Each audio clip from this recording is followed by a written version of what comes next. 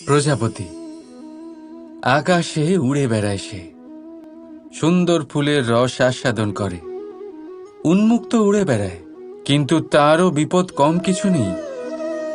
যেমন হলো পতঙ্গ, জন্তু এই প্রজাপতিকে নিজের আহার করে নেয়। তাকে এদের থেকে সাবধানে থাকতে হয়। সত্য হলো এটাই যে এই প্রজাপতি ততদিনই সুরক্ষিত থাকে যতদিন এদের পাখনা বৃদ্ধি পায় না।